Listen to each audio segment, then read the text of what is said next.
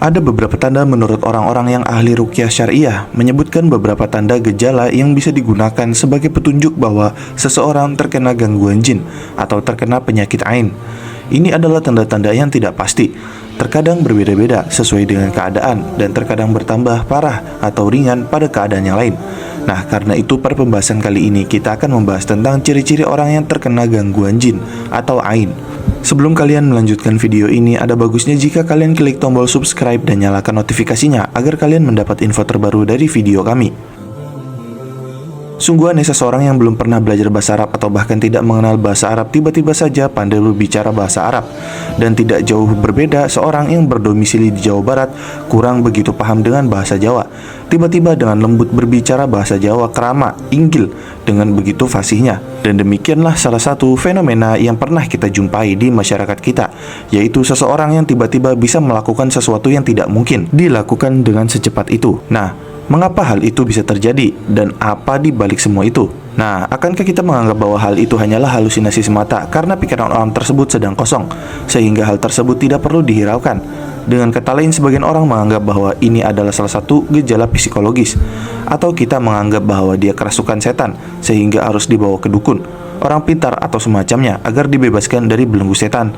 Naudzubillah min dzalik. Nah, maka dari itu kita berlindung dari menjawab dengan kedua anggapan tersebut. Karena jika kita menganggap bahwa fenomena tersebut hanyalah gejala psikologi semata yang tidak ada kaitannya sama sekali dengan gangguan-gangguan spiritualis seseorang, maka sungguh bisa jadi kita mendustakan keberadaan makhluk yang telah Allah ciptakan, yaitu jin. Padahal sudah sangat jelas tentang adanya dalil keberadaan makhluk ciptaan Allah, yaitu jin, serta adanya dalil yang menunjukkan bahwasanya seseorang itu bisa kerasukan jin, yang mana Allah Ta'ala telah berfirman di dalam surat Az-Zariyat ayat ke-56, yang artinya, tidaklah kami ciptakan jin dan manusia kecuali untuk beribadah kepadaku. Perhatikanlah bahwasanya di dalam ayat tersebut Allah menciptakan dua makhluk yang sama-sama ditugaskan untuk menyembahnya. Jin diciptakan berdampingan dengan kita, hanya saja Allah telah memisahkan alamnya dengan alam kita, dan hanya Allah zat yang tahu akan perkara yang gaib. Quran Surat Az-Zariyat ayat 56. Nah, maka dari itu, wahai orang-orang yang menganggap bahwasanya kesurupan jin adalah sesuatu yang mustahil, ketahuilah bahwa kebenaran adanya fenomena kesurupan jin bukanlah sekedar imajinasi, halusinasi, kufarat, tahyul, atau apalah namanya. Namun, hal itu adalah peristiwa nyata yang didukung oleh banyak dalil dari Al-Quran, hadis, dan serta merupakan ijma' ulama.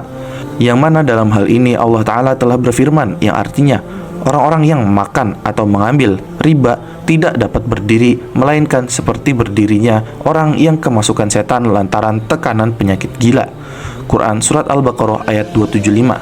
Selain itu, dalam hadis juga diriwayatkan dari Utsman bin Abi As radhiyallahu anhu berkata, tatkala Rasulullah shallallahu alaihi wasallam menugaskanku untuk mengurusi kota Taif, ada sesuatu yang mengganggu diriku dalam sholatku sehingga saya tidak sadar tatkala menjalankan sholat. Tatkala aku merasakan hal itu, maka aku pergi menemui Rasulullah. Beliau bertanya, Ibnu Abi As. Jawabku, ya wahai Rasulullah. Beliau bertanya lagi, apa yang mendorongmu kemari? Saya berkata, wahai Rasulullah, ada sesuatu yang mengganggu diriku dalam sholatku sehingga saya tidak sadar tatkala menjalankan sholat. Nabi Shallallahu Alaihi Wasallam bersabda, itu adalah setan. Kemari mendekatlah kepadaku. Aku pun, yaitu Abi As, mendekati beliau, Nabi Muhammad Shallallahu Alaihi Wasallam, sedangkan beliau duduk di hadapanku. Nabi Shallallahu Alaihi Wasallam kemudian memukul dadaku dengan tangannya dan meludah ke mulutku seraya berkata, keluarlah wahai musuh Allah. Beliau melakukan hal itu sebanyak 3 kali kemudian bersabda. Utsman berkata, sungguh setelah itu saya tidak merasakan sesuatu itu menggangguku lagi. Nah, sanad hadis ini dikatakan sahih sebagaimana yang ditegaskan oleh Al-Bushairi dalam Misbah Zujajah dan juga Al-Albani dalam Silsilah As-Shahihah. Nah, dari hadis tersebut, oleh karena itu Syekh Al-Albani rahimahullah berkomentar, dalam hadis ini terdapat dalil yang sangat jelas bahwa setan bisa masuk ke badan manusia sekalipun dia orang yang beriman dan soleh. Banyak hadis yang mendukung adanya hal itu. Hal ini diterangkan dalam kitab As-Shahihah.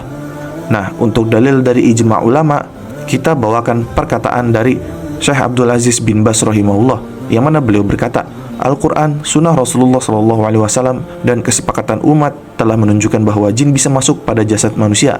Lantas pantaskah bagi orang yang mengaku berilmu untuk mengingkarinya tanpa pijakan ilmu dan petunjuk? La haula wa la quwata illa billah.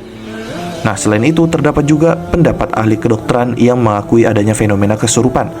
Seorang pakar ilmu kedokteran sekaligus ilmu Islam lainnya, Syekhul Islam kedua Ibnul Qayyim Al-Jauziyah rahimahullah menjelaskan, kesurupan itu ada dua macam, kesurupan karena ruh jahat, yaitu setan, dan kesurupan karena tercampurnya benda-benda yang kotor, yaitu penyakit kejang-kejang, ayan, dan sejenisnya.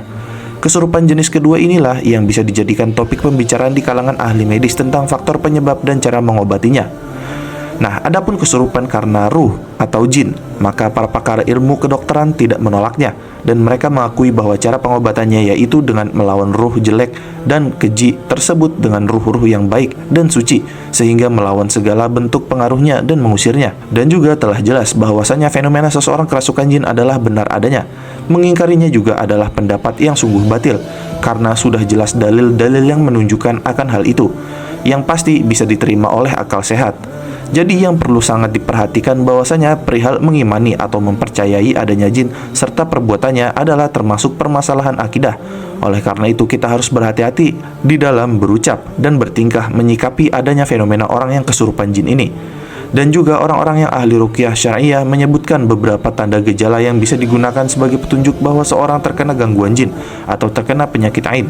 Ini adalah tanda gangguan jin atau penyakit ain yang tidak pasti, terkadang berbeda-beda sesuai dengan keadaannya, dan terkadang bertambah parah atau ringan pada keadaan yang lain. Yaitu, adapun tanda-tanda gangguan jin adalah: pertama, berpaling atau lari, menjauh yang ekstrim dari mendengar azan atau mendengar bacaan Al-Quran. Kedua, pingsan, tidak sadar, kejang-kejang atau kesurupan, atau jatuh saat dibacakan Al-Quran kepadanya. Ketiga, banyaknya melihat hal-hal yang menakutkan. Keempat, menyendiri, menyepi, atau perilaku-perilaku aneh lainnya. Kelima, terkadang jin yang mengganggu tersebut bisa berbicara ketika dibacakan Al-Quran kepadanya. Nah, kemudian penjelasan tentang ain. Adapun terkena gangguan ain, Syekh Abdul Aziz As-Sadon Hafizahullah Ta'ala berkata, tanda-tanda ain berikut ini jika bukan karena penyakit jasmani yaitu penyakit medis, maka umumnya dalam bentuk sakit kepala yang berpindah-pindah, pucat di wajah, sering berkeringat dan buang air kecil, nafsu makan lemah, mati rasa, panas atau dingin di anggota badan, deg-degan di jantung, detak jantung yang cepat dan tidak beraturan, rasa sakit yang berpindah dari bawah punggung dan bahu, bersedih dan merasa sempit atau sesak di dada, berkeringat di malam hari, perilaku emosi yang berlebihan, seperti ketakutan yang tidak wajar, sering bersendawa, menguap atau terengah-engah, menyendiri atau suka mengasingkan diri, diam atau malas bergerak, senang yang terlalu banyak, tidur, adanya masalah kesehatan tertentu tanpa ada sebab medis yang diketahui. Nah, tanda-tanda tersebut atau sebagiannya bisa ditemukan tergantung pada kuat atau banyaknya ain. Hal ini diterangkan dalam kitab Ar-Ruqyah Syariah. Nah, selain itu kembali ke gangguan jin. Nah, tanda-tanda lainnya juga dijelaskan tentang gangguan jin, yang mana tanda-tandanya bisa dikenali dari seseorang yang kemasukan ruh jahat atau kesurupan, yang mana diantaranya tanda dalam tidurnya. Pertama, sulit tidur malam, banyak bangun malam, mimpi yang menakutkan, melihat binatang dalam tidurnya seperti kucing, anjing, dan lain-lain, giginya mengerat, tertawa, mengigau, teriak dalam tidur, mengaduh-aduh dalam tidur, mimpi jatuh dari tempat yang tinggi, mimpi dirinya di kuburan, tempat-tempat yang kotor atau jalan yang menakutkan, mimpi melihat sesuatu dengan sifat-sifat aneh atau menyeramkan, dan mimpi melihat bayang-bayang dirinya dalam tidurnya. Dan tanda saat sadar yaitu pusing terus-menerus dengan catatan bukan pusing karena ada badan yang sakit, kemudian berpaling dari bersikir kepada Allah, lalu hilang akalnya, lemah dan malas, mengkerut salah satu syarafnya atau selalu tegang, merasa sakit pada salah satu anggota badan yang dokter tidak mampu mengungkap jenis penyakitnya, sempoyongan saat berjalan dan bicaranya tidak jelas. Nah, dari hal-hal tersebut terdapat juga cara lain yang bisa digunakan untuk mengenali orang yang kesurupan, yaitu dengan menyentri bola mata pasien. Pada bola mata akan kita dapati garis-garis seperti jam. Apabila pada titik jam 11, pada jam 11 ada garis melintas menembus manik-manik mata menuju angka 5, yang mana itu berarti kesurupan, dan jika tidak ada berarti penyakit lain. Wallahu alam. Lalu jika kita lihat lagi, apa yang harus kita lakukan jika suatu hal itu menimpa salah satu kerabat kita, teman kita, bahkan bisa jadi kita sendiri?